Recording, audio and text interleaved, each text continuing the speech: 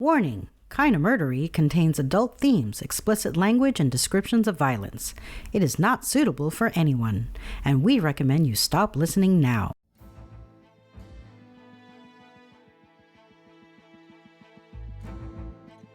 Hello everyone, and welcome to Kinda Murdery, a true crime podcast that's mostly about murder, and always about the strange and compelling stories that arise when the path less traveled twists to darkness, and those who walk its shadows surrender to violence and corruption.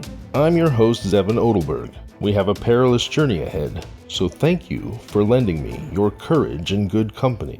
The murdered woman in today's story was found in the sand dunes of Provincetown, Massachusetts in July of 1974. Her hands were severed so that fingerprints could not identify her, and her skull was pulverized almost to the point of decapitation. Catastrophic head injury was determined to be the cause of death, and authorities believed that the unidentified woman had been killed approximately 3 weeks before she was found. The famous and infamous story that I'm about to tell, the tragic tale of an unsolved Massachusetts murder, somewhat remarkably, like many stories I've told before, does in fact tie in to my hometown of Humboldt County, California. Who would have thought?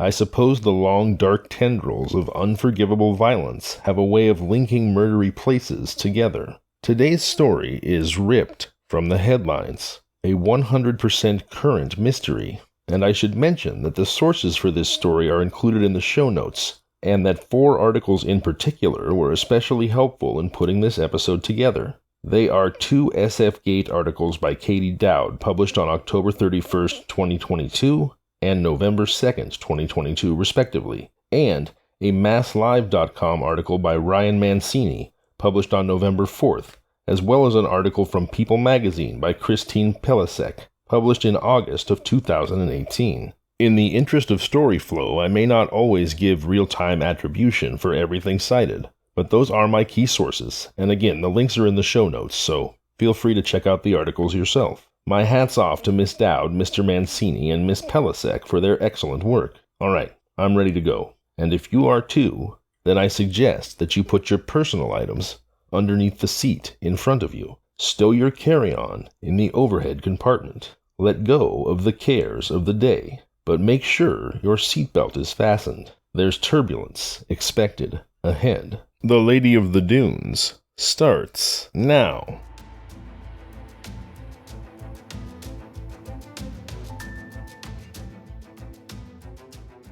For almost half a century, Ruth Marie Terry was a nationally famous Jane Doe who lost her life as the result of a wretched crime committed by a relentlessly evil chameleon of a murderer. Ruth, known for nearly 5 decades as the Lady of the Dunes, the anonymous victim of an unsolved Cape Cod, Massachusetts murder, was finally identified by the FBI barely 1 week ago, in October of 2022. Before we dive beneath the deep, dark waters of this story, a brief but firm reminder. Although the Lady of the Dunes story cannot be told without also telling the story of her murderer, this is Ruth Marie Terry's story. She is the voiceless to whom we give voice. She is the human who deserves to be remembered.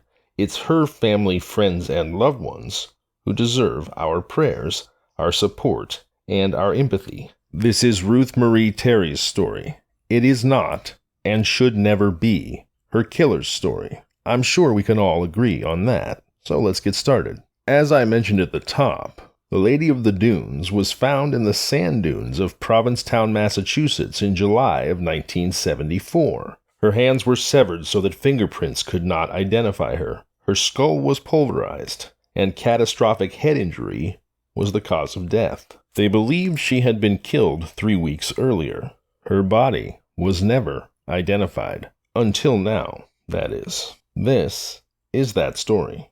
In 2010, local Cape Cod authorities exhumed the Lady of the Dunes and used computer imaging to create a composite sketch of her face. The discovery of the real person who belonged to that composite begins in an unexpected place, inside the sharp mind of horror writer Joe Hill, the son of the legendary Stephen King, and a successful author in his own right. Hill became fascinated by the story of the Lady of the Dunes in 2015 after reading about her in a book entitled The Skeleton Crew: How Amateur Sleuths Are Solving America's Coldest Cases. As Hill detailed in his now famous blog post, he pulled up the composite sketch of the Lady of the Dunes and suddenly suspected he had seen her before. Specifically, he'd seen her in the legendary 70s summer horror blockbuster movie Jaws, about a murderous, man-eating shark. I think we're all familiar.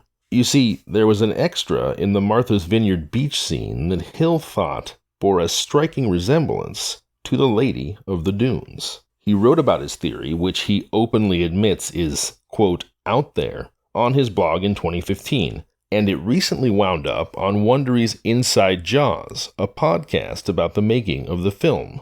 And sure, super blown up images of an extra don't make a theory, but there's some key details about the production schedule of Jaws, and a few facts that we do know about the Lady of the Dunes that when put together with the striking resemblance, and as Hill points out, the lady was alive in June during the filming and her body was found in Provincetown, not too far from Martha's Vineyard, and suddenly we have a far-out theory that maybe holds a little weight. What if, Hill wrote in 2015, the ghost of the Lady of the Dunes haunts Jaws? Hill's suspicions were brought to the attention of the FBI, and national interest in the lady's case was reignited.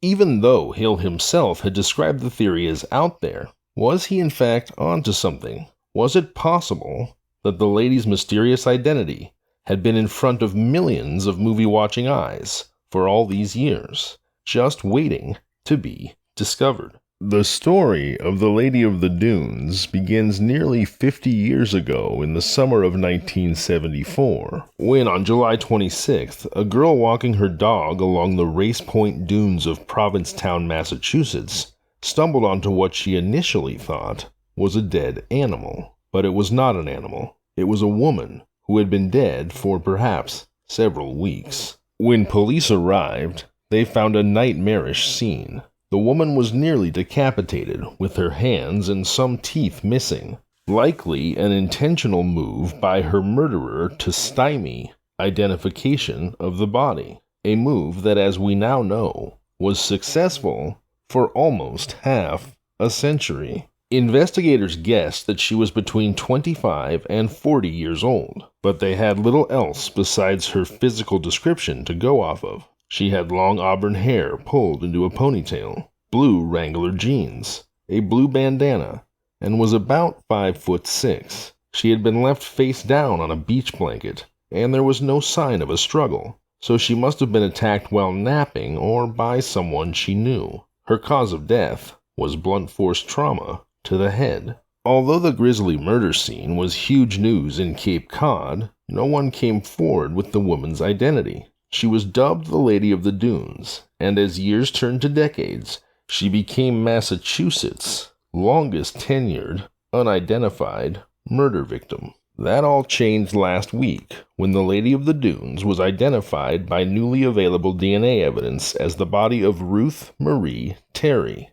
and knowledge of the lady's identity unlocked for investigators, journalists, and true crime audiences not only Ruth's story, but the mystery behind the Lady of the Dunes murder, and, probably, the identity of her alleged brutish chameleon killer, which we'll arrive at later. For now, this is the lady's story. This is Ruth Marie Terry's story, and that is how it should be. Her story began in 1936 in rural Marion County, Tennessee, when she was born to Johnny Terry and Eva Lois Keener. Following Ruth's first birthday, her mother Eva died of epilepsy. When Ruth was 20, she married Korean War veteran Billy Ray Smith, and it seems that she then left Tennessee for good sometime after the wedding. The FBI has said Terry has ties to Michigan, California, and Massachusetts, although specific cities were not named. It isn't clear if Terry and Smith had any children, but FBI Special Agent Joe Bonavolonta referred to Terry as a wife and mother in Monday's press conference. It's unclear exactly how long Ruth Terry's marriage to Billy Ray Smith lasted, but we know that Terry and Smith were divorced at some point because just a few months before her murder, Ruth Terry married Guy Rockwell Muldavin. Muldavin seems to have been a persistent jack-of-all-trades, impresario, cultish personality, and all-around sleazebag. He was an actor and a DJ in California, an antiques dealer in Seattle, and a, quote, bunco artist and, quote again, great lover everywhere he went. The New York Daily News reported that he had 3 wives and many sweethearts. By 1960, he was known around Greenwich Village, New York for his nightly soirees with beatniks, art lovers, celebrities, and celebrity hunters, all bound together by Muldavin's magnetism and offbeat philosophy. And, as is often the final scathing injustice in murder cases when the victim's life is tragically cut short, their story is stolen from them and appropriated by their killers or alleged killers, who we often know more about simply because they lived longer. Sadly, the Lady of the Dunes story, even though we now know she is Ruth Marie Terry, is no different than most in this regard. And this is the point, the blood-boiling point in the tale, when, no matter how much it might enrage us, Ruth's story is appropriated by the man who was her husband for just 3 short months before her murder. That man, as previously stated, was Guy Rockwell Muldavin. Born on October 26, 1923 in Santa Fe, Muldavin married several times between the 1940s and the 1960s, prior to his marriage to Terry in 1974, 3 months before her body was discovered near Race Point Ranger Station in Provincetown, Massachusetts. Muldavin's name first appeared in the news in 1960, when, while living in Seattle with his then wife and stepdaughter, Manzanita Mearns and Dolores Ann, running an antique shop, both women suddenly disappeared. According to SF Gate, Muldavin fled and the police searched his home, finding pieces of human flesh in a septic tank. Without any DNA testing, it was assumed but never confirmed that those were the remains of the missing women. A bulletin issued by detectives, when Muldavin was wanted for grand larceny, said the investigation definitely indicates subject is responsible for a double murder. The Boston Globe reported that after dyeing his hair red and receiving a nose-straightening operation under the name Michael Strong, police arrested Muldavin for unlawful flight to avoid testifying to the mutilation of human remains back in Seattle. But Muldavin denied killing his former wife and stepdaughter. Without evidence, Seattle prosecutors dropped the unlawful flight charge. After the 1960 manhunt made Muldavin an infamous figure across the nation, investigators in Humboldt County, that's where I'm from, probed him as a suspect in the 1950 murder of truck driver Henry Baird and his teenage girlfriend Barbara Kelly at the Table Bluff Overlook. A deputy in the sheriff's office told the Eureka Humboldt Standard that Muldavin had been a resident of Fortuna, but was believed to have left the area several weeks before the Table Bluff mystery occurred. At some point after becoming nationally famous as the alleged murderer of his wife and daughter in Seattle, and following the unsuccessful manhunt and the dropping of charges, Muldavin moved to Reno, Nevada, where he married Terry Marie Vezina, which, according to the Californian, was another name for Ruth Marie Terry. After Terry's death, Muldavin appeared again in California. The Californian would write a profile on him when he gained a cult following as a result of his popular radio program, Take to Me, on KAZU in Pacific Grove, in the Monterey Bay Area region.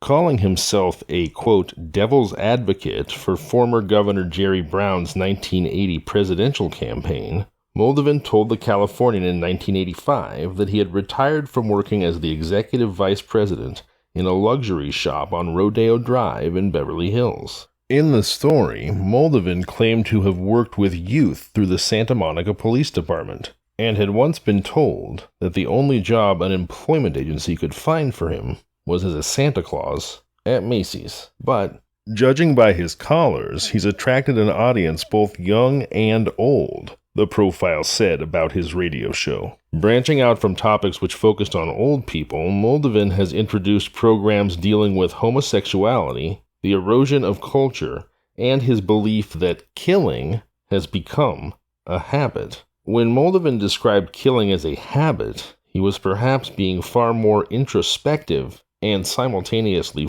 forthcoming, as well as probably, or at least allegedly, self-incriminating than his audience could possibly have imagined. After all, authorities already believed that he had killed his wife in Seattle as well as his stepdaughter, and it now appears more than likely that he is the murderer of the Lady of the Dunes. So indeed, that supposed larger cultural observation could in fact have been a form of confession, because for Muldavin, killing was definitely, allegedly, a habit.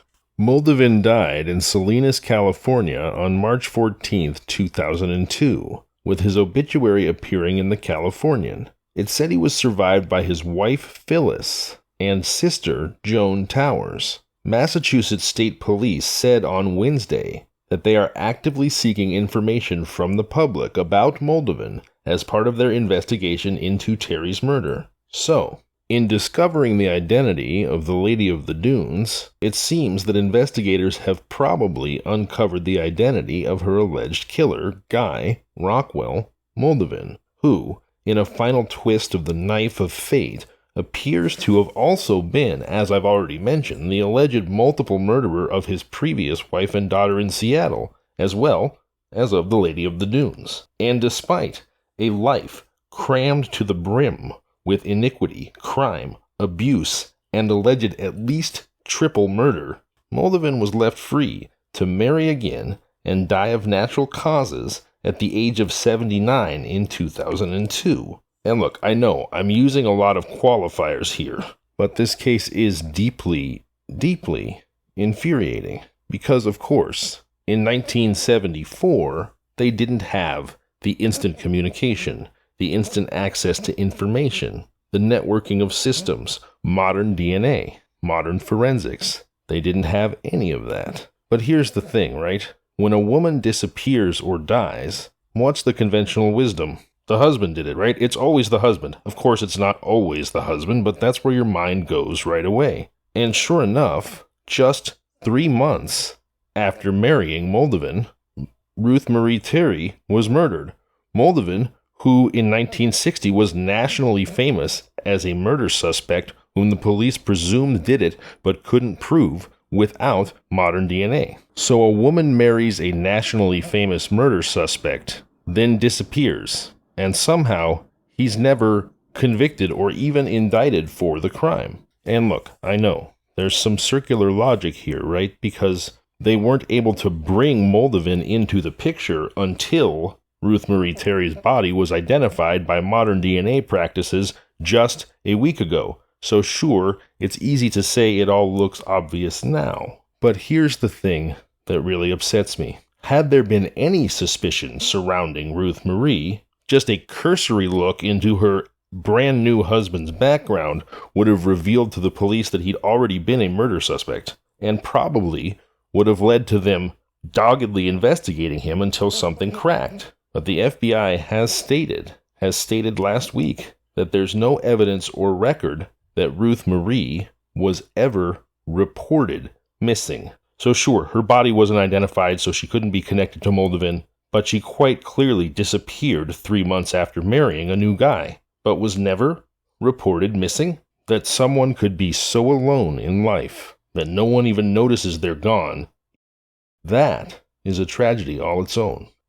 Please do join me this coming Thursday, November 10th, for another Kinda Murdery story. Thank you so much for being here and helping me to find a pathway through the darkness. I'm Zevin Odelberg, and this has been The Lady of the Dunes. Thank you for listening to Kinda Murdery. I hope if you haven't enjoyed The Lady of the Dunes, you've at least been absorbed by it, by the drama and the tragedy of it. I appreciate you being here.